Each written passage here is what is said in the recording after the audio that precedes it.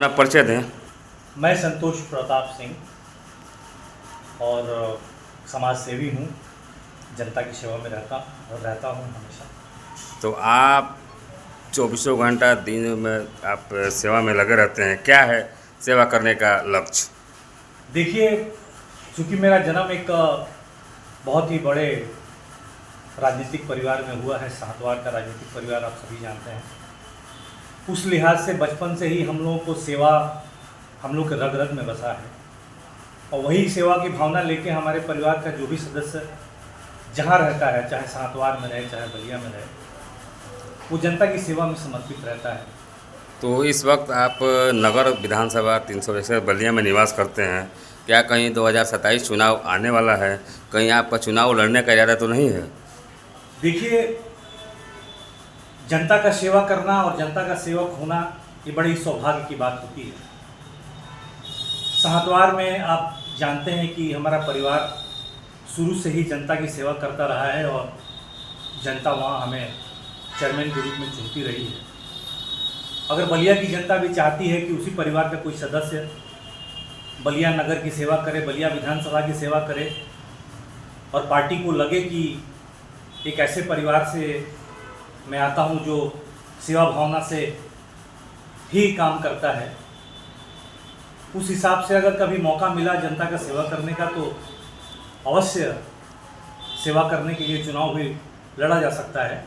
मतलब कोई ना कोई माध्यम तो चाहिए सेवा के लिए। मतलब आपका कहने का तात्पर्य है कि अगर जनता चाहेगी, समर्थक चाहेंगे तो आप चुनाव लड़ सकते हैं? नहीं, बिल्कुल लड़ सकते हैं, क्योंकि इतने सालों का जो तजुर्बा है अपने साहतवार को चलाने का, उसे ये तो प्रतीत होता है कि जब आपके पास कोई पद रहता है, कोई सम्मानित कुर्सी रहती है, तो आप जनता का सेवा और मजबूती से कर पाते हैं, क्योंकि आपके पास अधिकार होता है।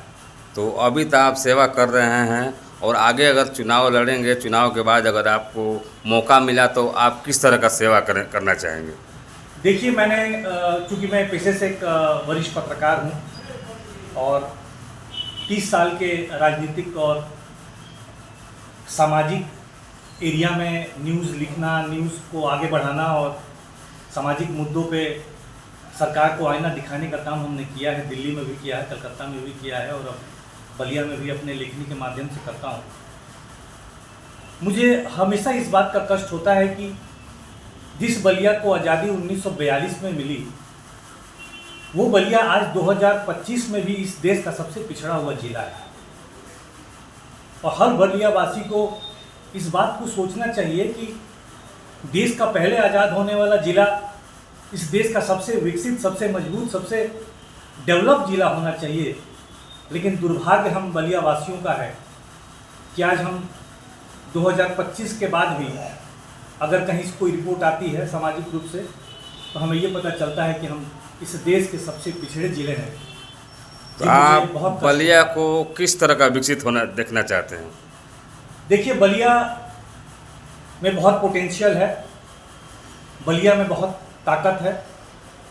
बागी बलिया किसी चीज़ में कम नहीं।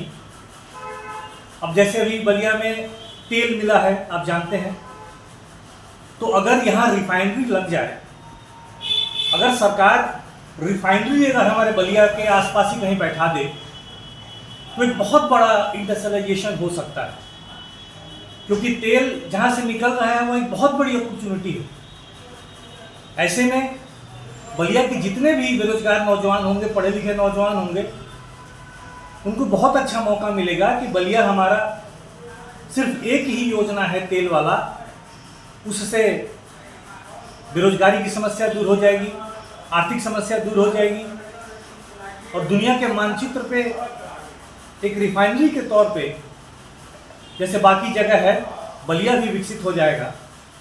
तो इस संसाधन का उपयोग हमें बलिया के निर्माण के लिए, बलिया के विकास के लिए और बलिया वासियों के विकास के लिए किया जा सकता है। इस वक्त नवरात्र का सीजन चल रहा है और प्रत्येक घरों में देवी देवताओं का पूजन चल रहा है और दशहरा, दीपावली, छठ आने वाला है। इस पर आप किस तरह का जनपद वासियों को, क्षेत्रवासियों को बधाई देना चाहेंगे?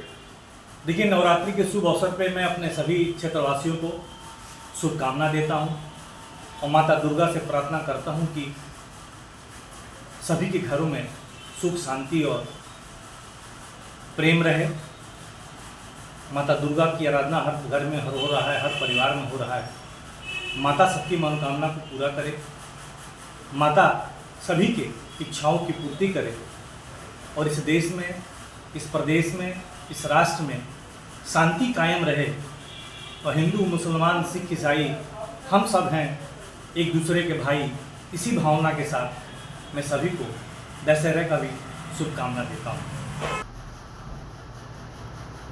अब हमारा प्रार्थना है बलिया के सभी सम्मानित जनता से, लोगों से, कि अगर आप सबका आशीर्वाद प्राप्त हुआ, आपने हमारा सहयोग किया, मुझे मौका दिया, तो जैसे मेरा परिवार सहतवार की सेवा कर रहा है, वैसे ही मैं जो अपना जो नगर बलिया है, जो नगर विधानसभा बलिया है, उसको भी वैसे ही तन मन धन से सेवा करूँ।